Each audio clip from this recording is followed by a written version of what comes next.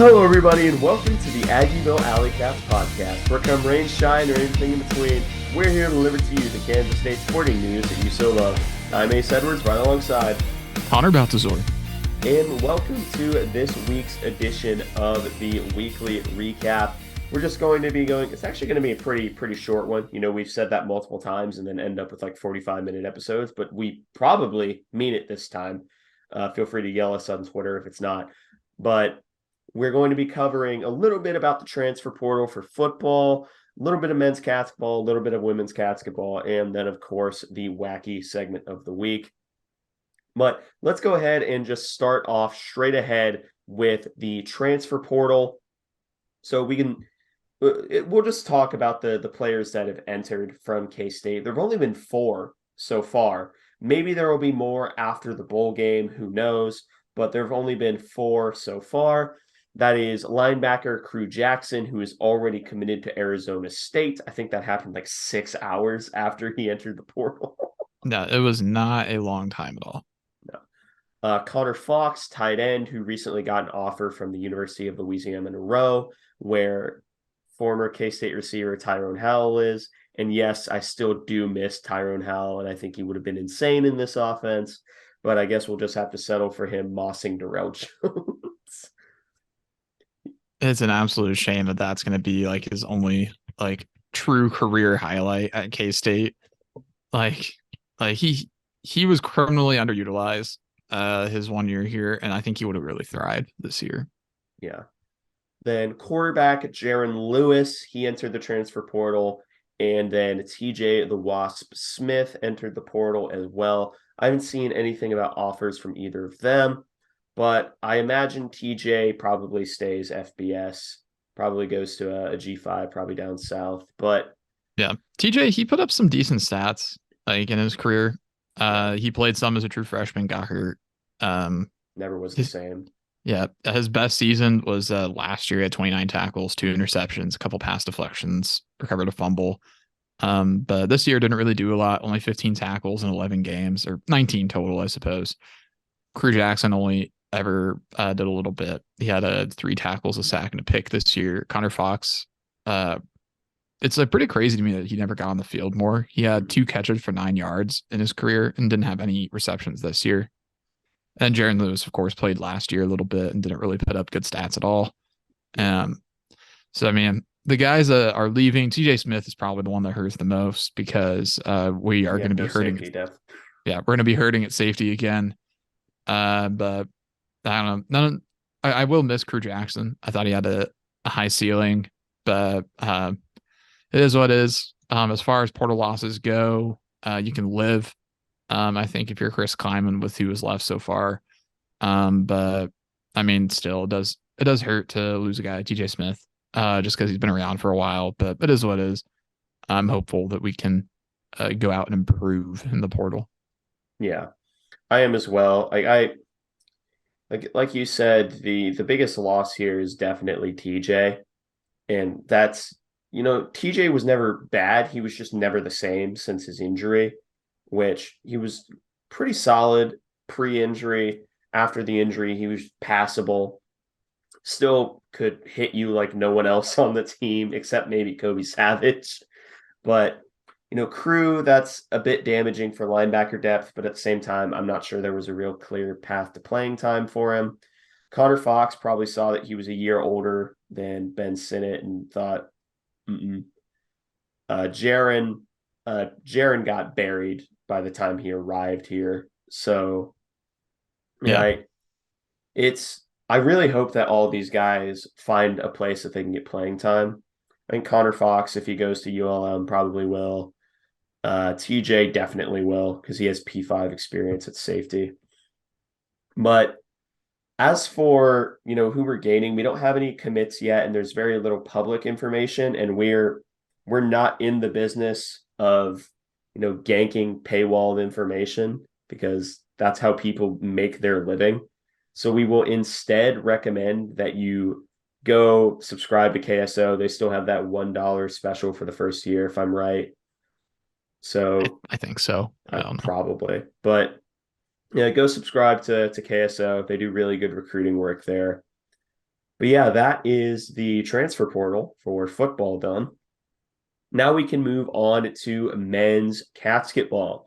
First game was up against Wichita State. It was a Wildcat victory, 55-50. This was the same night of the Big 12 championship, and the Big 12 championship football team made an appearance at halftime. It was took a few pictures up on the concourse as well. It was a grand old time, but also basketball game happened, and wow, it was not the most inspiring performance. No, yeah. That was not a great game for K-State whatsoever, especially offensively. Defensively, they really locked down the second half. They only gave up 18 points in the second half, but they got out to a really sluggish start and that trailed into the second half, but they were able to finally kind of figure it out as they got down the stretch. This was a shorthanded K-State team as well. Ish Masood and Baimi Giola, they both had walking boots on the sideline. So unfortunate to not have those guys available, but yeah, K-State definitely did not put out their best performance. No. You want starters or bench players for stats? I'll take the bench players, I guess. They didn't do a lot, but Okay. So you can take starters next game. yeah. But in terms of the starting five, KJ Keontae Johnson played 30 minutes, was 7 of 14 from the field, 0 of 2 from 3, 3 of 6 on his free throws, got 5 boards, 2 fouls, 1 assist, 2 turnovers, 1 steal for a total of 17 points. And he was the leading scorer because it's KJ. Yeah, most of the time he will be.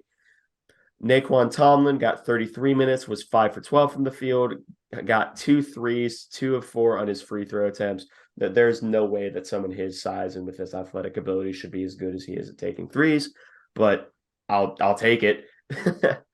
Yeah, 6 boards, 3 fouls, 1 turnover, 2 blocks, 2 steals, 14 points. Marquise Noel was 2 of 9 from the field with 37 minutes, 1 of 6 from 3, 6 of 9 on his free throw attempts. 5 boards, 2 fouls, 7 assists, 1 turnover, 3 steals, 11 total points. David Gasson had 26 minutes, 3 of 4 from the field, 0 of 1 from 3, 2 of 2 on his free throws, 6 boards, 1 assist, 1 steal, 8 points. Then wrapping up the starters was Cam Carter, played 30 minutes, 1 of 6 from the field, 1 of 3 from 3, 3 rebounds, 4 fouls, 1 block, 1 steal, and 3 points. So we had 3 people in double digits, but still it was a pretty rough offensive night, especially from 3. We were 4 of 20 from 3, which that you're not going to win that many games with that. We did, but that's not sustainable. Yeah, and yeah, a lot of that is because luckily Wichita State was also 4 of 20 from 3. So you don't win many games like that, but when both teams shoot that poorly from 3, somebody does have to win.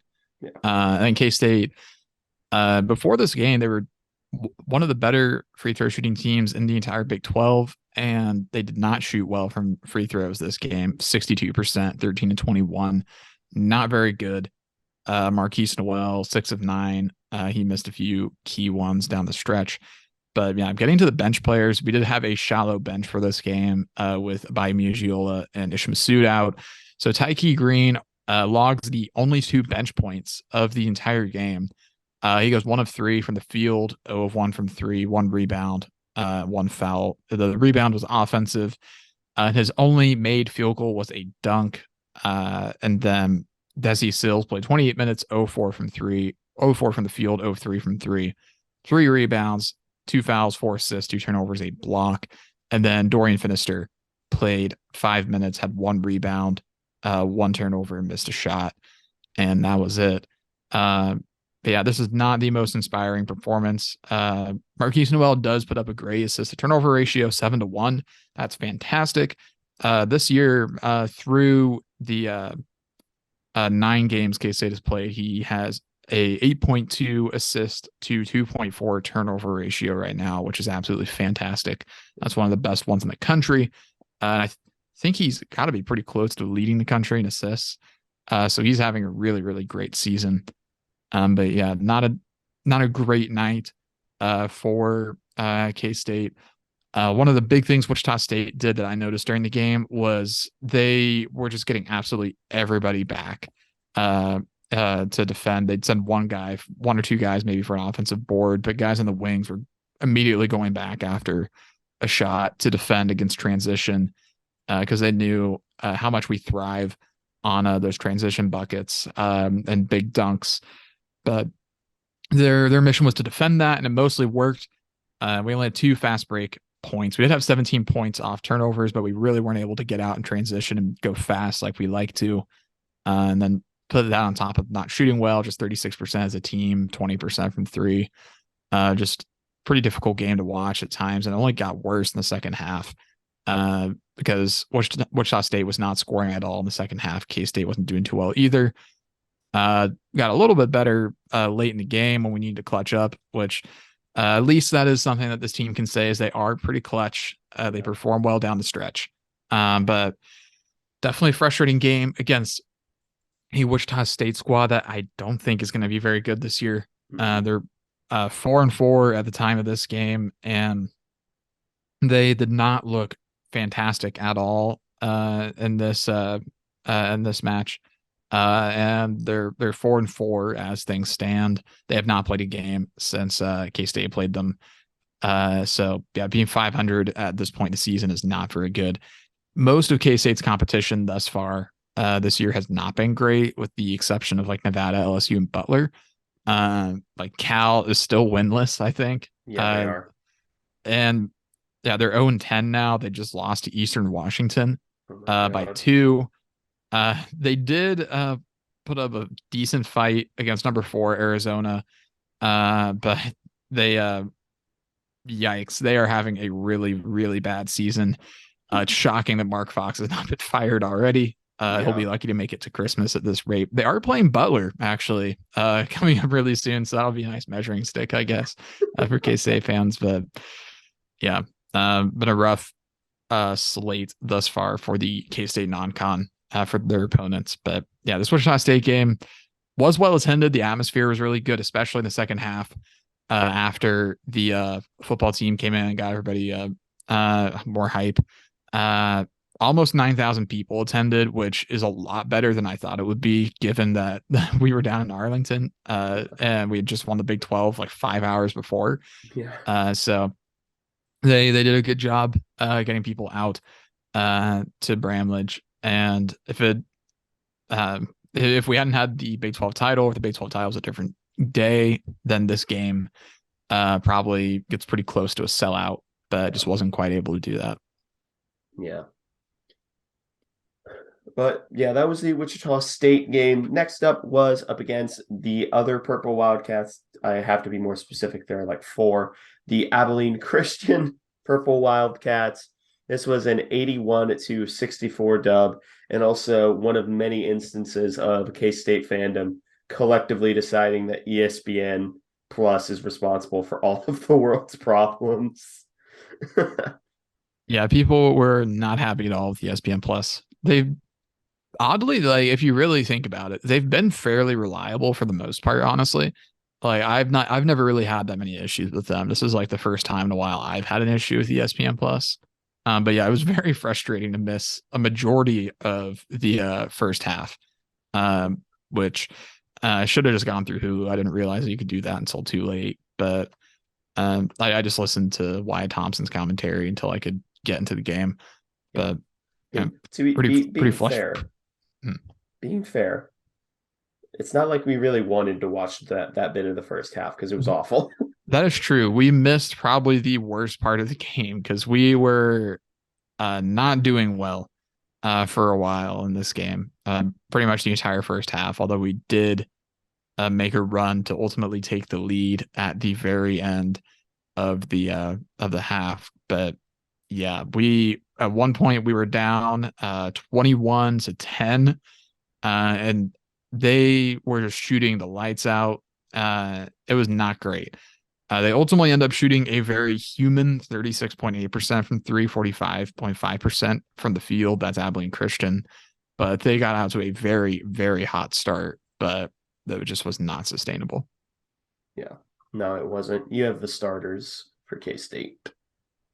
Yep. So in this game, leading the charge and scoring was David Gasson. He played 33 minutes and was perfect from the field. He was 9 of 9 and then 1 of 1 from 3. He did shoot terribly from the free throw line, though, 4 of 11. Very, very bad. Then had 5 rebounds, 1 foul, 1 assist, and 2 blocks. He ended up with 23 points. That's a career high for David Gasson. So he really did have a great day. Marquise Noel, he played 38 minutes, 5 of 13 from the field, 2 of 6 from 3. Then 3 of 3 at the free throw line. Then had 6 rebounds, 2 offensive, 4 defensive, 1 foul, 12 assists, 2 4 turnovers, 1 block, 3 steals, had 15 points. So he gets the double-double with assists. And then Naquan Tomlin, he's had a better return to form the last few games. Played 32 minutes, 4-7 from the field, 0-1 from 3, 4-4 at the free throw line, 8 rebounds, 2 of them offensive, 2 fouls, 1 assist, 1 turnover, 2 steals, and then 12 points. Keontae Johnson played 30 minutes, 5 of 10 from the field, 0-1 from 3, 2 of 3 from the free throw line, 7 rebounds, 3 of them were offensive, then 3 fouls, 3 assists, 3 turnovers, a steal, 12 points. And one of those field goals was the number 2 play on the ESPN top 10, the rare triple alley-oop.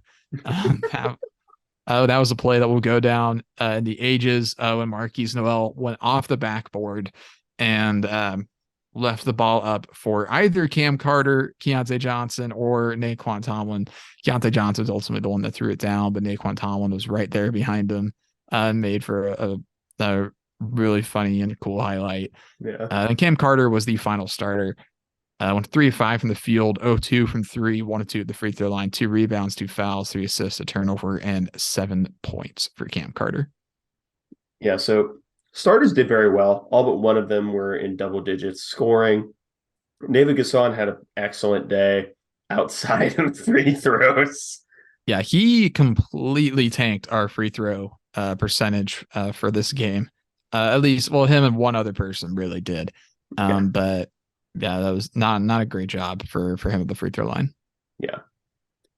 Which the bench players, there were only 3, really 2. The first was not Tyke Green, Desi Sills.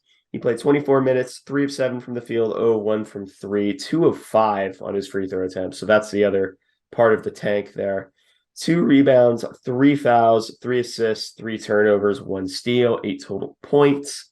Then Tyke Green played 12 minutes, 2 of 2 from the field, didn't attempt a 3, got 2 rebounds, missed a free throw, then ended up committing a foul for 4 total points. Then Nate Aubrey came in at the very end and got the coveted 0+ time. Time spent on the Congratulations, Nate. court. That's a bigger accomplishment than a triple-double, in my opinion, honestly. Yeah, that's a rare sight on a box score, the 0+. So congratulations, Nate Aubrey, for that rare occasion. But yeah, he didn't really do anything. He just came in to stand there effectively after the game was already settled. Yep. But this game was certainly a lot better than the Wichita State game. And that's other than the beginning of Abilene Christian, like you said, shooting the lights out. They were insane in that first half.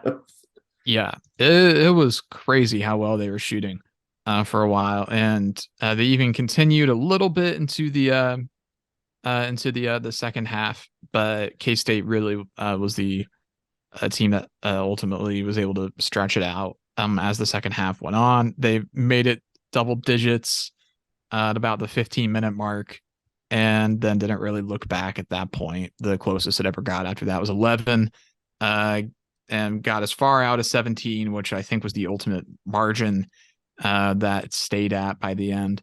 But yeah, K-State controlled for a majority of the second half here. Yeah. So the next men's basketball game is this Sunday up against Incarnate Word in Bramlage Coliseum at 2 p.m. So if you're not doing anything, come on down to Bramlage or come on up, depending on where you're located. But Yeah. But the frustrating game, I guess, because of the first half, you'd like to yeah, beat Abilene Christian by a lot more. Um, Defense has been spotty at times. Offense has been spotty at times. So there's definitely going to be some games where we're just going to get blown out, and then there's going to be games where we get out in transition. We're going to be able to really mess somebody up. But this team's definitely has some frustrating moments, I think, if they aren't able to put together more consistent offense and more consistently be locked in on defense. yeah, I am hopeful that we don't trip up throughout the end of non-conference. Nebraska is a better team than they were last year because they were not very good last year at all. They did knock off Creighton, although Creighton has not been as good as advertised. They lost 3 straight, albeit all to very good teams in Arizona, Texas, and Nebraska. So, in fact, they played 4 straight ranked squads on Nebraska. So they had a pretty difficult schedule there. But yeah, Nebraska will definitely have a pulse, far different from last year when they were not very good at all. So yeah, that's going to be a big game here in about 10 days at this point, 9 days. It's coming yeah. up. He's coming. Oh man. But yeah, now we can move to women's basketball. And the first game was up against Houston. Went through this game 1-6 and made it terrifying towards the end and was winning in the first quarter, but that was about it. The final score ended up being 73-59 in favor of your K-State Wildcats. And this was another game where, Houston's just a very aggressive team. So they just take advantage of every single mistake that you make, which makes them terrifying. And I don't quite get how they are 1-7 now. Like bad luck, I guess, but unlucky. Could have happened to anybody. Yeah. Yeah. This was an intriguing game. I'll take the starters for this one because K-State didn't shoot particularly well, and we'll get into that in a sec. But the starter who logged the most minutes and also got the most points was Jalen Glenn, who had 36 minutes, 4 of 13 from the field, 2 of 6 from 3, 8 of 12 for free throws, 8 rebounds, 2 fouls, 3 assists, 7 turnovers, 2 blocks, 3 steals, 18 points. You don't like the amount of turnovers. You don't like the 3-point percentage there.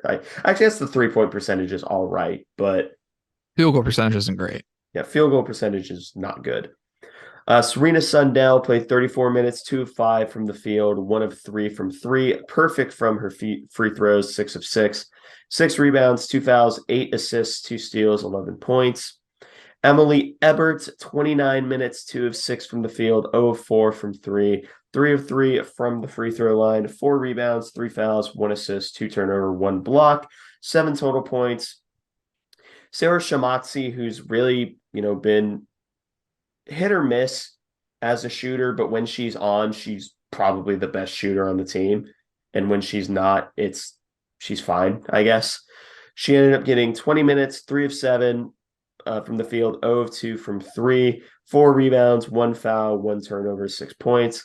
The last starter was Briley Glenn. She had 19 minutes, 1 of 4 from the field, 1 rebound, 3 fouls, 1 assist, 2 turnovers, 1 steal. So 2 total points. It's also worth noting that, well, no, you can take it because the first person off the bench is only coming off the bench because she's playing a little hobbled. Yeah. And I did go and check Houston's schedule. Other than the K-State game is the only game they've lost by double digits all year. Everything else has been a single digit loss. So they are probably a little bit better than their record indicates. 2-7, still 2-7 at this rate, but they do have 2 wins at this point. But still, I digress. Gabby Gregory came off the bench in this game because she's been dealing with an ankle issue that she sustained during the Paradise Virgin Jam.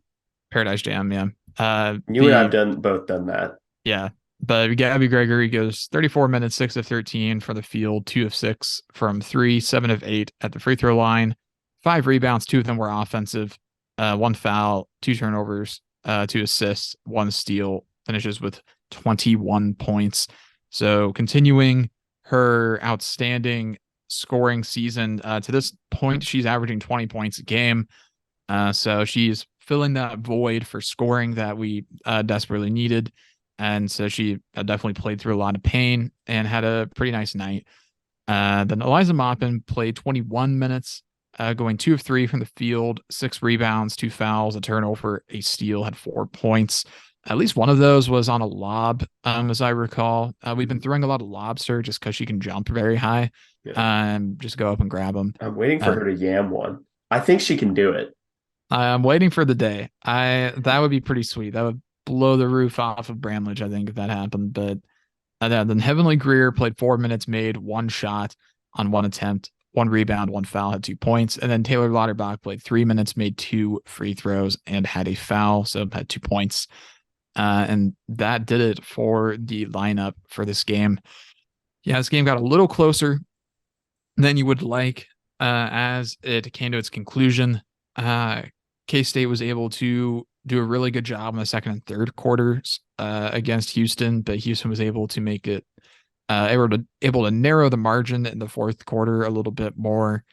K-State still ends up winning by 14, so roughly where they started in the second quarter, or in the fourth quarter, I should say. So nothing crazy, but definitely got a little bit closer than you would like at certain points. And then K-State turning it over 18 times compared to 13 assists. I'm sorry, I was looking at Houston stats. They turned it over 15 times compared to 15 assists, which still isn't good. No, it's still not good at all. But yeah, they were not great in that department. Only shoot 40.4% through the game, 23% from 3. Did shoot 84% at the free throw line. K-State, a fantastic free throw shooting team. They're 12th in the country in that regard, 79.6% as a team, which is really, really, really, really good. Their assist to turnover ratio is also really good as well. A lot to like about this K-State team thus far. One of the better scoring teams in the country as well, 9-1. I'd like to see them face stiff competition on a more consistent basis, but I mean, they've been off to a really good start, and they ultimately put away a Houston team that's probably a little bit better than their record indicates, although it's still not a good team. So I don't know. Any final thoughts? Future Big 12 member next year. Yeah, they will be. I'm looking forward to seeing how they work out the scheduling. I think they may have announced it already, but I am curious to see how it's done because we haven't gotten the football schedules yet either, which it feels late. I don't know if it actually is late. It is. Yeah, but I would like to know what they're going to do because I think they have said they're not doing divisions for football, which I think is probably the right move. But I don't know, getting a little bit off track there, so I guess we can move on to the second women's basketball game. Yep. And that is up against UKC. I still struggle not calling it UMKC. They dropped the M. Don't ask me why. It's still in Missouri. But playing up against UKC, this was a 72-45 Wildcat victory. And I'm going to be completely honest with you. Before we go into stats, this was mean. This game got mean real quick. Because we started putting on the full court press and they just couldn't break it. They just could not break the press. And we just refused. Like, even when the game was well in hand in the fourth, we just kept doing it. And honestly, it got to the point where it kind of felt like bullying. But at the same time, it was kind of funny. I did not watch this game. I forgot it was happening and slept through it because I had my first final on the same day, and I got home and I said, I'm going to just take a short nap because I don't have anything else to do today. I don't have another final till next week. So I was like, I'm just going to like take a breather, like relax a little bit. And then I woke up 6 hours later and I was like, well, I guess I missed a basketball game. I didn't even know that was happening. So I'm relying entirely on the box score here when it comes to my analysis. Because if you want the story of this game, look at Look at UKC's turnover to assist ratio. My goodness, that is awful. Uh, do you can take the honors at that because wow. Yeah, so I'll just briefly go over some notable stats from UKC. Because if you thought I was exaggerating when I said it was bullying, their assist to turnover ratio was 12 assists to 33 turnovers. Yikes. That is really bad. It's bad enough to have a negative turnover ratio. Goodness gracious, they almost tripled it. Yeah, that's a 1 to 3 assist to turnover ratio right there. I mean, just about. Then also another weird stat from them is they had a player with 0 points and 13 rebounds. Why do they have Dennis Rodman on this team? Like, that is ridiculous. They were I also just, 1 of 7 from three. yeah, which is weird. They only took 7 threes, and then they also, and one person took 6 of those threes as well. And they had one other person attempt one, and they didn't make it. But yeah, 14% from three for Kansas City, 34% from the field. They shot 54% in the first quarter and then sub 30 the rest of the way. Wow. Not a good game for the Ruse, it seems. No. Not great. Because You they were only down by 2 after one, and and then it then Jeff started. Mittie got angry and took it personally. Oh no, yeah. We figured out they couldn't break the press and then they basically exploded on the court. But you can take the starters, which there were a lot of people who got minutes in this game. Yeah. So Emily Ebert leads the way in scoring in this one, going 21 minutes, 4 of 8 from the field, 2 of 3 from three, and then a perfect 4 of 4 at the free throw line. Had 3 rebounds, 2 of them offensive, 1 assist, 1 block, 1 steal, had a foul as well. Good for 14 points. So leading the way was Emily Ebert in the scoring column. Good for her.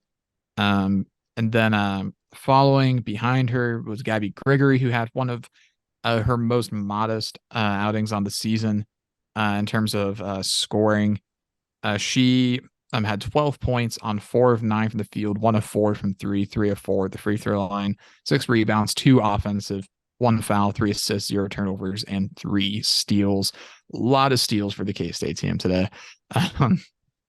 Serena Sundell goes 26 minutes as well, 2 of 6 from the field, 0 of 2 from three, 4 of 4 at the free throw line, 4 rebounds, 2 offensive, 6 assists to 2 turnovers, and then 1 block, 2, 3 steals, and 8 points. Then Jalen Glenn, she starts, gets 25 minutes, 1 of 9 from the field, 0 of 2 from three, so not great shooting the ball at all. 3 of 4 from the free throw line, 3 rebounds, 1 offensive, 4 fouls, 2 assists, 4 steals, and 5 points. And then Sarah Shamazi rounds out the starting lineup, 1 of 6 from the field. All of those were 3-point attempts. 4 rebounds, 3 fouls, 2 turnovers, and 4 steals, finished with 3 points. So, yeah, the big takeaway there is that the starters all had fairly modest numbers. Eber gets a nice 14 points. She's actually 100% on free throws on the season, which I am checking her stats online. So good for her. Pretty fantastic to still be perfect from the line at this point in the year. That probably puts her in like the 30s on attempts, roughly. I'm not going to go through and count, but yeah, she I'm doing a good job. Gregory has an okay night, but probably taking a little bit easier with the ankle injury. But you have the rest of the players, which there's basically 2 starting lineups in this game because Yeah. of how many players played and how long they played. Yeah. So the one who logged the most minutes was Briley Glenn. That's actually on the team. She logged the most minutes with 31. She was 5'11 from the field, 0 of 3 from three, made her 1 free throw, got 1 board, 1 foul, 5 assists, 1 turnover, 4 steals. So she matched her twin sister. Jalen is leading I think the country in steals. If not the country, definitely the conference. But Briley had 11 points. Eliza Maupin, the Alley Cat favorite, came in for 20 minutes, 5 of 8 from the field. This was another Maupin was bullying them just by being more athletic than them. 2 rebounds, 1 foul, 4 turnovers, unfortunately, but 10 total points. Again, once she figures it out, it's going to be insane. Heavenly Greer had 8 minutes, 2 of 3 from the field, 3 of 3 from the charity stripe, 2 rebounds, 2 fouls, 1 block, 7 points. Taylor Lauterbach, 10 minutes, 0 of 2 from the field, 2 of 2 on her free throws, 3 rebounds, 1 foul, 4 blocks, 1 steal. You And could say then that she had some Lauder blocks in this game. 4 of them, actually. Please clap. I am. Don't worry, I am. That's a good one. Normally, I'm the pun guy. I'll give you that one. I'll give you that one. I actually thought of that earlier today. And I've been waiting to use it all day. Glad you got the opportunity, man. I Really. appreciate it. Thank you. Then Rebecca Dollinger got 12 minutes, 0 of 3 from the field, 0 of 2 from 3, 2 rebounds, 3 fouls, 1 turnover, 1 block, no points. And Michaela Parks came in for 2 minutes and missed her 1 field goal attempt, and then got 1 foul. But you know, the main concern with this game is definitely this was just a night that we won by high volume of twos. 3-point shooting still remains really, really inconsistent with this team. I just hope it doesn't get as bad as it got last year, where we ended up at one point we were 0 for 24 against KU last year. Yeah. I just hope it never, ever, ever, ever gets that bad again. Yeah. I think the big thing in this game that probably leads to that is pressing. And I think we're just not used to that. And we just had tired legs. I'm imagining we're not going to be doing a full court press the whole year. And also, I do think that this team is nursing some injuries and just needs a break, which that's coming pretty soon. I think they play South Dakota this weekend. South Dakota State. South Dakota State. That was the difference. And they South Dakota State is much better. That is true, actually. South Dakota State is actually really good. So this will actually be a pretty tough test. But it's gonna be tough sledding until they get past finals, and then they'll get a bit of a reprieve and then get in the Big 12 play. Few notes: Rebecca Dollinger is having a really rough start to the year through 10 games. 8% shooting on the year, 7% from 3. Not great at all from Rebecca Dollinger, averaging just 0.6 points per game on 14 minutes. Not very good. At least averaging 1.8 assists, so doing something. But she's having a really rough start to the year. Heavenly Greer, though, on the other hand, had a bit of a rough start to the year, just wasn't doing a lot. Pretty productive in 8 minutes. So good for her. Hopefully finally knocking off the rust. After being in the NCAA shadow realm for all of last year. So, yeah, hopefully getting better in that department than Eliza Maupin obviously puts up a pretty solid stat line. 4 turnovers, but that's just what you're going to get with Eliza Maupin. She's learning. She's like a baby giraffe out there. So she'll get better. She's much more graceful. It's just the thing is, she's a very graceful athlete and she's a freak athlete. Just a lot of it comes down to okay, I have a basketball.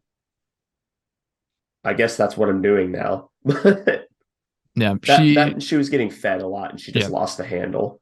Yeah, she's a natural athlete and she's going to be great. Just needs to mature in the basketball IQ department, which that will come with time because she's a smart player. She just hasn't played a ton of high level basketball, and so it is what it is. She'll get better. I'm not too worried about that. And I was happy to see all of our starters not really eclipse the mid 20 minutes range. I'm glad Jeff Mittie took this as an opportunity to really rest most of the starters, which again, that also contributed a little bit to our 3-point rate being pretty poor, or percentage, because nobody on the bench made a 3. And then also Sarah Shimanski going 1 of 6 wasn't great. So I don't imagine that it's going to be that bad for most of the year. Again, I said that last year. We were convinced last year that it had to get better, and And it it really didn't. didn't as the season went. So hopefully that goes differently this year because we do need to keep the outside shooting at least at an average rate to really have success this year. Yeah, I agree. Especially getting into Big 12 play. And it can't be just one person. It needs to be like that, like we said earlier this year, it needs to be the three-headed monster of Gabby Gregory, Serena Sendell, and pick someone else. Yep. Yeah. It doesn't really matter who that third person is. Up until this point has been Jalen Glenn. She's actually averaging more points per game than Serena right now. She's averaging 14 and a half a game. So if that's going to be our three-headed monster this year, that's fine by me. And then plug in somebody else. But we've shown that we have other people that can perform at a high level. Shamazi was huge in that win over Iowa. So hopefully she can find her stroke and continue and pick up where she left off in that game. But yeah, women's basketball in pretty good form right now. South Dakota State is going to be the big test. I think we traveled to face them last year, and that ended up being a really, really close game.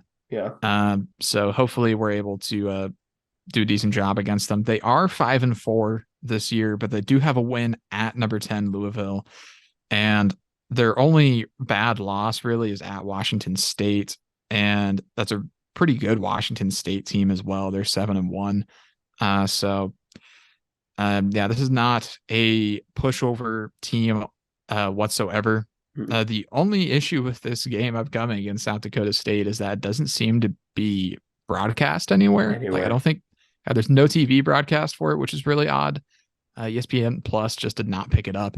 I guess it's because they didn't want to take all the K-State HDTV equipment out to Municipal for one game, which I do not blame them. Yeah. And then ESPN Plus wasn't going to do their own broadcast outside of the K-State setup. I get it, but a little disappointing. But I imagine Smoller will be out there anyways to provide a radio broadcast so you can listen to Smoller Vision. I don't know if there's a nickname for him, but should be. He's awesome. There should be. Yeah, he's really, really good. Yeah, that pretty much wraps up the actual news segment. So now we can get into the wacky segment of the week. And Connor, let me paint you a picture as a little bit of a primer for the wacky segment, right? All right. So you're a football recruit, right? What position you want to be? Okay. What position you want to play? I'll be realistic and say the one that I played and was best at, which was right tackle. Okay. So you're number one right tackle in the country. That's right? Awesome. Let's say that. Number one right tackle. Congratulations. Thanks. You have offers from literally everywhere in the country. Everywhere. Every single school from the biggest Power 5 to the absolute smallest, most irrelevant NAIA school has offered. Absolutely. Okay. So, but you have to you're presented with a challenge. All right. You must commit to and then decommit from 4 universities before you make a final commitment. All right. What universities are you picking, and what university are you eventually committing to on your 5th shot? Okay. First of all, when are these commitments happening in my recruitment? Let's go senior year. These are senior year commitments. You wrote out your recruitment. Okay. These are all like back to back to back to back. Yes. Like you don't stay committed to a place more than like a week or 2. Okay. And since I have offers from everywhere, am I like a 5-star? Yes. Okay. Perfect 5-star right tackle. All right. The first thing I would do would be a complete publicity stunt, and I would commit to Pittsburgh State just to like give them like a ton of like recognition.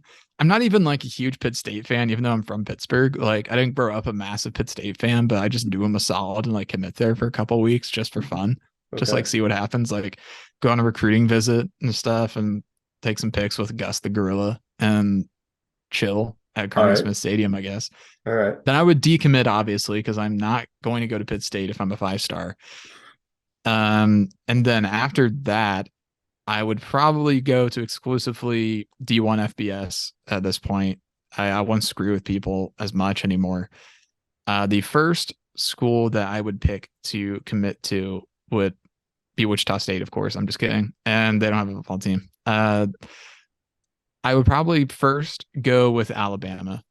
I would pick Alabama and be like, this is such a great school and it's really, really good. I'm looking forward to going here. And then 2 weeks later, I would say that was a bold faced lie. And I shook Nick Saban's hand, looked him in the eyes, and lied to him. And I would decommit. And then after that, I would go to Ohio State. And I'd say, I would really like to go here instead. Actually, I was lying to Nick Saban, but I'm not lying to you. And then I would shake Ryan Day's hand and I would cross my fingers behind my back as I did it, so it didn't count. And then I would decommit from there like a week later. So now I'm at 3 schools that I've decommitted from. So I need one more school to decommit from, and that would be KU. And then I would be like, I grew up a K-State fan, but I really respect KU's commitment to classic architecture by not putting indoor plumbing in their stadium. And I think that's really cool. So I'm going to commit here. And then I would then decommit from there. And I would, of course, fully after my 4 decommitments, come to K State. After the 4 decommitments, you were only 25% committed all the other times.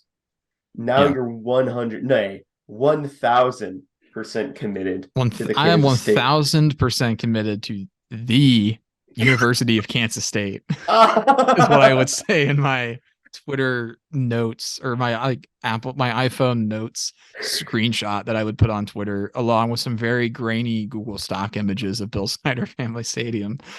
And Dude, I guarantee you, if you did that and that was your commitment message, the immediate response from people would be, "Oh no, he's not staying here."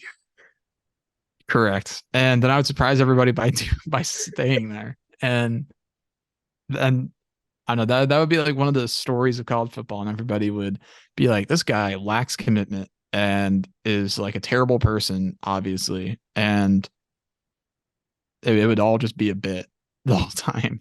So the moral of that story is don't read into the minds of teenagers too much when they don't go somewhere they originally said they would. Yeah. So I'm gonna tell you my story. I'm gonna take it in a similar direction. I'm not an offensive tackle. I'm gonna be a nose tackle. Gonna be a good old fashioned 5-star, perfect ranked defensive tackle. Second coming of Aaron Donald, except for better, because Aaron Donald was like a 2-star coming out of high school. That's true. So I'm basically just like Aaron Donald, NFL, right out the box. Cool. All right. So my entire mission is to get less than legitimate funds and secure the bag as quickly as possible and have none of the universities ever be able to say anything about it because they were ill-begotten funds. So, first place I'm going, Texas A&M. I can extort them the most. I can extort them the most, absolutely, because absolutely everyone on this earth knows damn well Texas A&M does not wait for recruit NIL to happen. Now, Nope. Ace, you shouldn't insult the good character of Jimbo Fisher. He would never violate NCAA rules and regulations like that. And I frankly find it offensive that you insinuate such a thing. Uh-huh. I am lying. You are decommitting from that statement. I have decommitted from telling you the truth. Is what I have done. All right, so Texas A&M, I get a little bit of oil money. I get a little bit of that oil money, and then say, you know what? Thank you, Jimbo Fisher. I really appreciate the fact that you just paid off my parents' mortgage. However, my recruitment is now 100% open. Hashtag God's plan. Hashtag respect my decision. Due to And personal reasons. due to personal reasons, I will be decommitting from Texas A&M University. So I then go to USC and then get ill-begotten funds from Lincoln Riley. And then I sit down and he says, we're so glad to have you as a defensive commit because God does our defense need it. We're so happy to have you. Here, take a bite of this brisket. I take one bite of the brisket, immediately start choking like it's a Popeye's biscuit, and then proceed to say, Lincoln Riley, thank you so much. But according to God's plan, hashtag 100% committed, hashtag respect my decision, I am decommitting from the University of Southern California. Now, you may be asking, wow, you just fleeced two of the richest universities in the country. Where are you going to go next? Where are you going to go Well, next? well, let me tell you where I'm going to go next. Okay. I am going to be going to the University of Texas, and I'm going to commit to them for exactly 1 day and then shower for 3 days straight afterwards. Not only in the money that they have definitely just given me, but also because I need to get their stench off of me. But I will commit there for exactly 1 day. And then in my 100% decommitted, hashtag God's plan, hashtag respect my decisions, hashtag no free advertisements, I will put a picture of myself doing the horns down as I leave. So at this point, I'm driving 3 new cars. My parents' mortgage is paid off. I don't have to worry about rent for the rest of my life. So this last one is just for fun. This last one, I'm going to go ahead and commit to Miami. Florida or Ohio? Take your pick. What's Florida. the difference, I I'm guess? going to take I'm going to take it down to Florida so I can get promised NIL money and then have that money be taken away, probably washed up by a hurricane or something. Who knows? It's Miami. And then finally, for my 1000% commitment, that will be 100% respected by everyone on Twitter.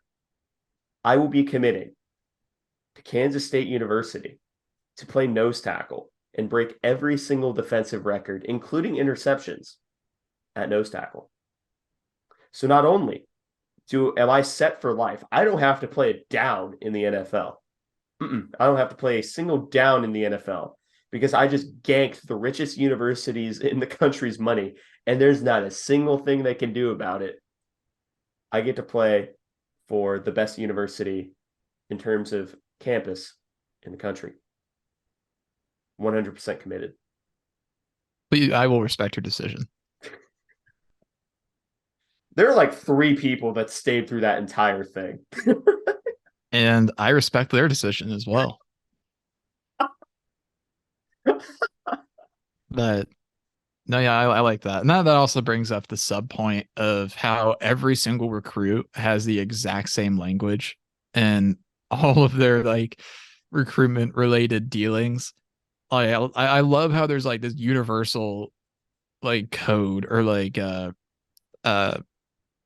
outline that they all use. Yeah. And I just think it's very funny how everybody like just goes through like the same words and motions and is like, due to personal reasons and for reasons within my control, I will be hashtag decommitting from school I do not care about. Please do not respect my decision because I do not care. I would love to see a recruit just like go against all like the trends in that regard and just like say the most outlandish things throughout their recruitment. Yeah. Like, because even the people that do outlandish things still say very run of the mill stuff. Mhm. Like Dylan Edwards like decommitted from Notre Dame and like had a very normal message. Same thing happened with K-State, which granted his recruitment isn't that abnormal. I think people make it out to be like this like crazy incredible thing. He's just decommitted from 2 schools. Like plenty of people do that and much more. K-State has Wesley Watson committed right now. One of our players did that. Wesley Watson was committed to 2 different places before K-State, and nobody bats an eye at that. So it feels different because he flipped away from us. Everybody like takes it like personally, and I understand that. But I don't know. This is all a message of don't take the decisions of high schoolers too seriously. Even though we do cover recruiting a lot on the show, and it's a lot of fun. I love it when K-State gets great commits. Don't get mad if they don't come here. Like it's not a good look, and which most people don't. So, in fact, most people listening to this show don't really even need to worry about that. So, So I'm not going to preach about this for that long, but whatever happens, happens is basically what I'm saying over the next few weeks. Although I am feeling good about recruiting. This is not on the outline, but um, gotta be feeling good coming off of a conference title and an impending matchup with Bama. With how recruiting is going, with how portal recruiting is going, gotta feel good because you plug a few holes on this team, and we're looking to run it back next year. And hopefully we have put the big money donors into a Zoom call with Gene Taylor, and he has told them Oklahoma State is slipping. TCU is probably the only real competition going forward, like along with like Baylor and that. Like with the other schools going out, this is our shot to like establish ourselves at the top. So like we need to like go all in like right now and like establish ourselves. Yeah. Like I'm hoping there have been discussions about that because we are in a position I don't think we expected to be in, but we need to, even if we like slipped and like fell our way into this spot, we need to take advantage and establish ourselves as like a perennial top 3 program in the Big 12. Absolutely. Yeah, I agree. But yeah, that pretty much wraps up this episode of the Aggieville Alleycats podcast. Thank you all so much for listening. If you want to contact the show, you can follow us on Twitter at Aggieville Alleycats. That's capital A, and capital C in cats. If you want to email us, we're AggievilleAlleycats@gmail.com. If you want to follow us on a more personal note, I am at ACEdwards00. I'm at Connor Baltazar, capital C, capital B. And if you want to support the show financially, please be sure to check out the official Aggieville Alleycats merch store, where you can find such designs as the staff-approved Doomtang Clan, Play Sandstorm Cowards, and Neon Alleycats. But most importantly, thank you all for listening to this episode of the Aggieville Alleycats podcast. Where come rain, shine, or anything in between, we're here to deliver to you the Kansas State sporting news that you so love. Stay safe, Alleycats.